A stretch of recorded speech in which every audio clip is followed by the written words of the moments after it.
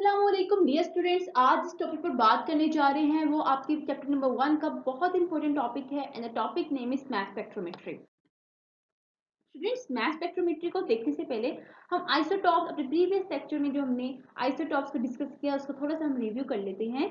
तो आइसोटॉप्स क्या है? एटम्स ऑफ सेम एलिमेंट के एटम्स हैं जिनका एटॉमिक नंबर तो सेम होता है लेकिन मास नंबर डिफरेंट होता है। एटॉमिक नंबर क्यों सेम होता है? क्योंकि उनके अंदर नंबर ऑफ प्रोटॉन्स या नंबर ऑफ इलेक्ट्रॉन की तादाद सेम होती है। लेकिन मास नंबर क्यों डिफरेंट होता है? क्योंकि उनके अंदर जो नंबर ऑफ न्यूट्रॉन की वैल्यू है वो डिफरेंट आ जाती है, जिसकी वजह से तमाम आइसोटॉप्स का मास नंबर डिफरेंट हो जाता है लेकिन उनका प्रोटॉन नंबर यानी एटॉमिक नंबर जो है वो सेम रहता है। सबसे पहले हम स्टूडेंट मास स्पेक्ट्रोमेट्री को इंट्रोड्यूस करवा लेते हैं। डेफिनेशन इसकी देखे जाए तो डेफिनेशन में हम क्या पढ़ते हैं कि it is an instrument which is use to measure. ये वो इंस्ट्रूमेंट है इसको हम यूज करते हैं मेजर करने के लिए वैल्यूज। कौन सी वैल्यूज? मास नंबर और रिलेटिव अबंडेंस आइसोटॉप्स की। अब हमने अपने प्रीवियस लेक्चर में देखा था कि हर एलिमेंट के अंदर जो आइसोटॉप्स हैं वो डिफरेंट होते हैं। जैसे हमने कल हाइड्रोजन की बात की थी, तो हाइड्रोजन के अंदर जो आइसोटॉप्स थे वो 3 आइसोटॉप्स थे। फर्स्ट वन हमने जो बात की थी वो थी प्लूटियम, सेकेंड वन था ड्यूट्रियम एंड थर्ड वन था ट्रिटियम। अब प्लूटियम का जो मास नंबर था वो कितना था? 1, ड्यूट्रियम का कितना था? 2 एंड ट्रिटियम का कितना था? 3। सो हमने क्या किया, यहाँ पर डिफरेंट आइसोटॉप्स को सेपरेट आउट कर दिया। ठीक है, तो मास स्पेक्ट्रोमेट्री एक ऐसा इंस्ट्रूमेंट है जो एक ही एलिमेंट यानी सेम एलिमेंट के अंदर मौजूद डिफरेंट आइसोटॉप्स को आइसोलेट करके यानी सेपरेट आउट करके उनकी मास टू चार्ज वैल्यू हमें बताता है, उसकी इंफॉर्मेशन हमें प्रोवाइड करता है। और इसके अलावा मोस्ट इंपॉर्टेंट थिंग जो रिलेटिव अबंडेंस है, यानी एक आइसोटॉप दूसरे आइसोटॉप के मुकाबले में कितना अबंडेंट है यानी कितनी कसरत में पाया जाता है, कितनी अमाउंट में पाया जाता है। ठीक है, जैसे हम 100% लें तो उसमें से 99% हमने देखा था प्रोटियम है, तो इसका मतलब प्रोटियम जो है वो ज्यादा अमाउंट में अवेलेबल है इन आवर एनवायरमेंट। तो स्टूडेंट्स, हम करेंगे क्या, इसका थोड़ा सा इंट्रोडक्शन जिसमें आपको इंट्रोड्यूस करवा दूं। इसमें हम करेंगे क्या कि सबसे पहले जो गैस है, फॉर एग्जांपल नियॉन गैस है, हमने अंदर इंसर्ट की इन आवर इंस्ट्रूमेंट। वो इंस्ट्रूमेंट क्या करेगा, उसमें लगे होते हैं कुछ हीटेड फिलामेंट्स जो कि क्या करेंगे, उस गैस को चार्ज प्रोवाइड करेंगे। अब हर गैस के आइसोटॉप के ऊपर जो चार्ज है वो आ जाएगा। ठीक है, उसके बाद नेगेटिव ग्रिड है जो कि उसको आगे अट्रैक्ट करेगी, फिर एक्सिलरेटर है जो आगे उसको एक्सिलरेट करवाएंगे, फिर मैग्नेटाइजर लगा हुआ है जो कि उन आइसोटॉप्स को सर्कुलर पाथ प्रोवाइड करेंगे, जिसके बाद जो आइसोटॉप्स हैं on the basis of their मास जो चार्ज वैल्यू डिटेक्टर पर फॉल करेंगे और यहाँ पर आप कंप्यूटर की स्क्रीन को सिग्नल देंगे, कंप्यूटर को सिग्नल देंगे जिसकी वजह से कंप्यूटर हमें एक ग्राफ शो करके दिखाएगा, दैट इज मास स्पेक्ट्रम। ठीक है, मास स्पेक्ट्रम में क्या होगा कि रिलेटिव अबंडेंस के साथ साथ हमें mass to charge value different isotopes की दी होगी, जिसकी बेसिस पर हम ये फाइंड आउट कर सकते हैं कि एक आइसोटॉप का सॉरी एक एलिमेंट के जो डिफरेंट आइसोटॉप्स हैं उनका मास टू चार्ज वैल्यू क्या है। अब हमने जब गैस को आइसोलेट करना है उनके मॉलिक्यूलर वेट की बेसिस पर, या हमने किसी गैस का मास फाइंड आउट करना है तो हमें कुछ स्टेप्स को फॉलो करना पड़ता है। ठीक है, मास स्पेक्ट्रोमेट्री में कुछ स्टेप्स को हमें फॉलो करना पड़ता है। First one step is vaporisation, यानी हमने उस गैस को वेपोराइज करवाना है, वेपर्स में कन्वर्ट करना है। फिर उसके बाद उस पर चार्ज क्रिएट करनी है यानी आयोनाइज करवाना है। उसके बाद एक्सिलरेट करवाना है यानी उसको आगे स्पीड अप करना है। इसके बाद स्टेप आता है मैग्नेटिक फील्ड प्रोवाइड करनी है, जिसमें हम क्या करते हैं उस गैस को सर्कुलर पाथ प्रोवाइड करते हैं ताकि डिफरेंट आइसोटॉप के चूंकि डिफरेंट मास हैं तो अपने सर्कुलर पाथ अपने रेडियस की बेसिस पर वो सेपरेट आउट हो जाएं। इसके अलावा हम इलेक्ट्रिक फील्ड प्रोवाइड करेंगे और इसके बाद आयन कलेक्टर पर जो है हमारे गैस के आइसोटॉप्स वो आके कलेक्ट हो जाएंगे डिफरेंट मैसेज के बेस पर। फर्स्ट हमारे पास स्टेप आता है वेपोराइजेशन का। वेपोराइजेशन क्या होती है कि फॉर एग्जांपल आपके पास कोई सॉलिड सब्सटेंस था, आपने उसको लिक्विड में कन्वर्ट किया, दैट इज कॉल्ड मेल्टिंग। लेकिन अगर आप उसको लिक्विड, अगर आपका सैंपल लिक्विड है और उसको गैसियस फॉर्म में कन्वर्ट कर रहे हैं तो दैट इज कॉल्ड वेपोराइजेशन। ठीक है, तो सबसे पहले हम ये करते हैं अपने सब्सटेंस को यानी अपने सैंपल को सबसे पहले वेपर स्टेट में कन्वर्ट कर लेते हैं और इसके दौरान जो प्रेशर रखा जाता है वो बहुत थोड़ा रखा जाता है, very low pressure, and that is 10⁻⁻⁶ से 10⁻⁷ टोर। अब यहाँ पर सवाल ये होता है कि हम प्रेशर क्यों लो रखते हैं। प्रेशर हम इसलिए रखते हैं लो कि जो गैसेस के एक गैस के फॉर एग्जांपल हमारे पास जो डिफरेंट आइसोटॉप्स हैं वो आपस में कोलिजन न कर लें, आपस में अट्रैक्शन न कर लें, ठीक है, जिसकी वजह से हम जो प्रेशर है वो लो रखते हैं, ठीक है। उनकी कोलिजन की जो है वो फ्रीक्वेंसी को डिक्रीज करने के लिए हम जो है वो प्रेशर लो रखते हैं। अब स्टूडेंट नेक्स्ट स्टेप आता है आयोनाइजेशन का। आयोनाइजेशन एक ऐसा प्रोसेस है जिसमें हम अपनी सैंपल के अंदर जो मौजूद आइसोटॉप हैं, डिफरेंट आइसोटॉप्स हैं, उनके ऊपर चार्ज क्रिएट करेंगे। क्योंकि हमने शुरू में बात की जो हम सेपरेशन करेंगे वो हम on the basis of mass to charge value पर सेपरेशन करेंगे, ठीक है। आइसोटॉप्स को जो हम आइसोलेट करेंगे वो on the basis of their mass to charge value पर करेंगे, ठीक है। अब हम क्या करते हैं, हमारी जो सैंपल गैस है, फॉर एग्जांपल यहाँ पर सैंपल गैस है, हीटिंग फिलामेंट यहाँ से इलेक्ट्रॉन की बीम फ्लो आउट होती है, हीटिंग फिलामेंट से इलेक्ट्रॉन की बीम जो है वो फ्लो आउट होगी। अब इलेक्ट्रॉन की बीम जो हमारे सैंपल के अंदर मौजूद एटम है उसके अंदर से इलेक्ट्रॉन नॉक आउट कर लेगी, ठीक है। ये भी नहीं, हीटेड फिलामेंट से जो भी इलेक्ट्रॉन की बीम निकल रही है बहुत हाई एनर्जी इसके पास होगी और वो क्या करेगी, इलेक्ट्रॉन जो है हमारे एटम के अंदर से नॉकआउट कर लेगी और एटम के ऊपर जो चार्ज क्रिएट हो जाएगा क्योंकि इलेक्ट्रॉन लॉस हो गए और अब जो चार्ज क्रिएट होगा वो कौन सा होगा, पॉजिटिव चार्ज क्रिएट हो जाएगा। आप इस डायग्राम में देख सकते हैं, फॉर एग्जाम्पल ये इलेक्ट्रॉन की बीम थी, ठीक है, ये बहुत हाई एनर्जी होती है इनकी, बहुत ज्यादा इनकी हाई एनर्जी होती है और यहाँ से क्या करेगा, ये फॉर एग्जांपल आपका एटम था, इलेक्ट्रॉन को नॉकआउट कर लेगा और ओवरऑल चार्ज आ जाएगा एटम पे वो पॉजिटिव चार्ज आ जाएगा, ठीक है। अब हम इसको देख सकते हैं, हाई एनर्जी इलेक्ट्रॉन की बीम हमने दी, ठीक है, और एटम के ऊपर जो चार्ज क्रिएट हो गया वो कौन सा था, positive charge. Next step my dear student आता है एक्सेलरेशन का। एक्सेलरेशन का मतलब है स्पीड अप करवाना, फास्ट करवाना, ठीक है। तो हम क्या करते हैं, अपना जो चार्ज है आइसोटॉप है जिसके ऊपर जो है वो आयोनाइजेशन के स्टेप में चार्ज हमने क्रिएट किया था, अब उसको आगे एक्सेलरेट करवानी है, स्पीड अप करवाते हैं ताकि वो आगे मूव कर जाए और हम अपना जो डाटा है वो मैथ और चार्ज वैल्यूज में जो है वो एनालाइज कर सके इजीली।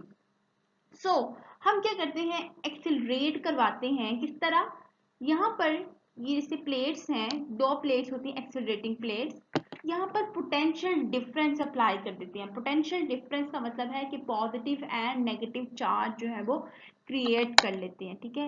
इस प्लेट पर आ जाता है पॉजिटिव चार्ज और इस प्लेट पर हम अप्लाई कर देते हैं नेगेटिव चार्ज, ठीक है। तो हमारे पास जो पोटेंशियल डिफरेंस में जो वैल्यू आती है वो बहुत ज़्यादा होती है क्योंकि एक्सीलरेट उसने करवाने में बहुत ज़्यादा एनर्जी चाहिए, तो इसीलिए पोटेंशियल डिफरेंस जो हम अप्लाई करते हैं वो 500 से 2000 वोल्ट का पोटेंशियल डिफरेंस अप्लाई करते हैं। फ्रेंड ये बहुत ज़्यादा वोल्टेज है, जो हमारे आम जो है हमारे घरों में आता है वोल्टेज वो 220 वोल्ट होता है, लेकिन यहाँ पर जो हम अप्लाई कर रहे हैं वो 500 से 2000 वोल्टेज अप्लाई कर रहे हैं, ठीक है। तो हम क्या करेंगे, अपनी गैस को जो कि आयोनाइज हो चुकी है उसके ऊपर पॉजिटिव चार्ज क्रिएट हो गया है, वो क्या करेगी, इस स्लिट से, ये वाली जो स्लिट है इसके साथ अट्रैक्ट होगी, ये नेगेटिवली चार्ज स्लिट है, इसके अंदर इसके साथ अट्रैक्ट होगी और यहाँ पर आपको एक होल नजर आ रहा होगा, इस होल से जो है वो पास आउट होके आगे जो है वो फॉरवर्ड हो जाएगी।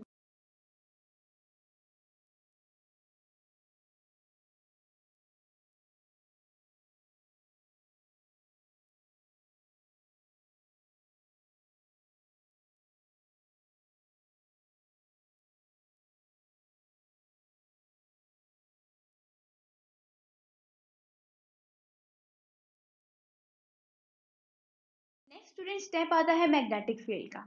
मैग्नेटिक फील्ड क्या करेगी, आने वाले आइसोटॉप जो उसके स्ट्रेट लाइन पाथ में मूव कर रहे थे अब उसको सर्कुलर पाथ में कन्वर्ट करेगी।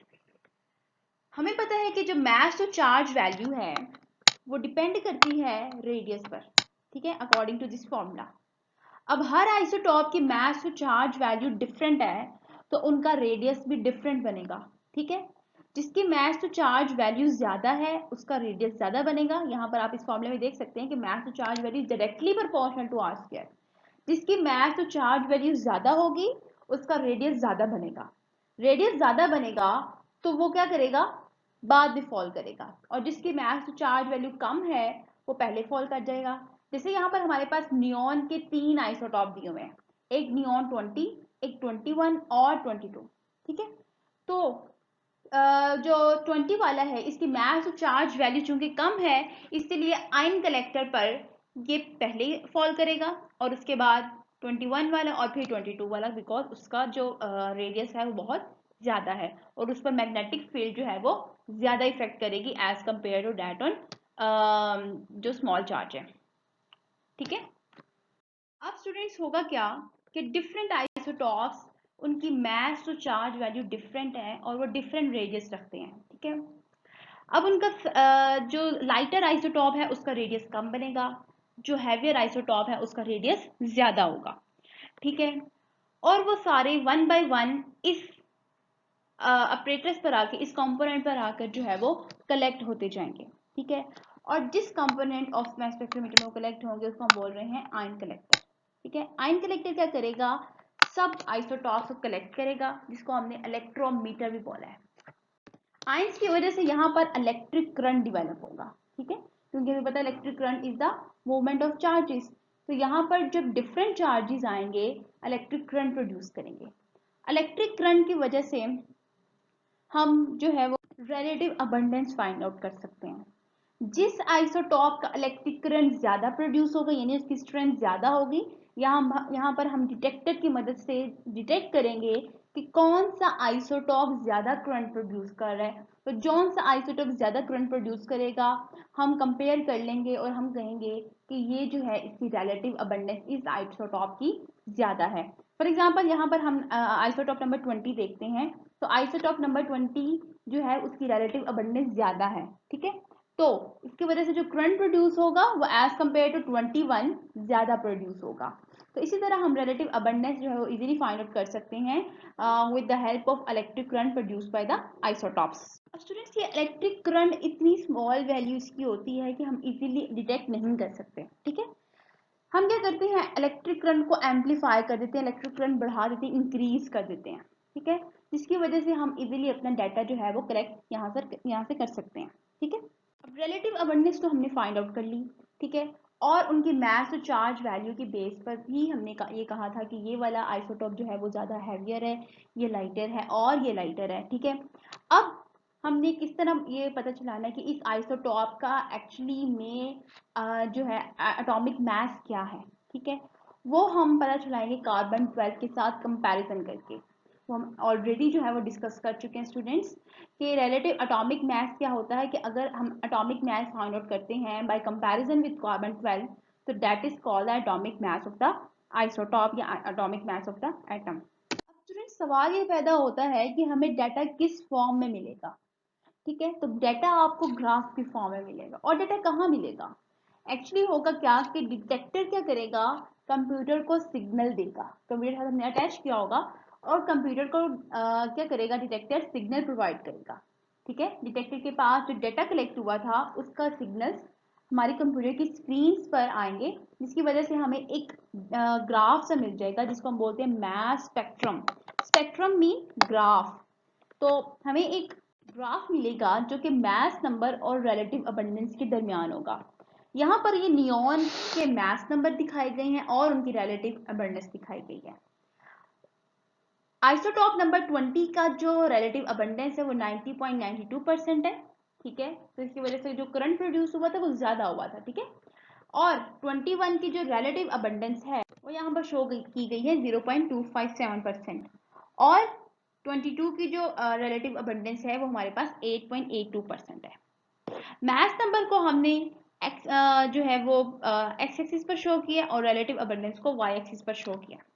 स्टूडेंट्स हमें मास स्पेक्ट्रम से दो टाइप्स की इंफॉर्मेशन मिलती है। एक इसके नंबर ऑफ पीक्स, कितने नंबर ऑफ पीक्स हैं, 1 2 3 नंबर ऑफ पीक्स बताते हैं कि एक एलिमेंट के अंदर कितने आइसोटॉप्स जो है वो पाए जा रहे हैं। तो यहाँ से आप देख सकते हैं कि नियॉन के एलिमेंट के अंदर 3 आइसोटॉप्स मौजूद होते हैं। इसके अलावा हाइट ऑफ द पीक हमें बता रही होती है, इंफॉर्मेशन दे रही होती है रिलेटिव अबंडेंस की। तो मैस स्पेक्ट्रम से हमें दो टाइप्स की इंफॉर्मेशन मिलती हैं, एक है हमारे पास मैस नंबर और दूसरी है रिलेटिव अबंडेंस। नेक्स्ट आपकी बुक के शुरू में दिया हुआ है types of mass spectrometer. Mass spectrometer के कितने टाइप्स हैं? दो टाइप्स हैं, एक एस्टन मैस स्पेक्ट्रोमीटर और एक डेम्स्टर मैस स्पेक्ट्रोमीटर।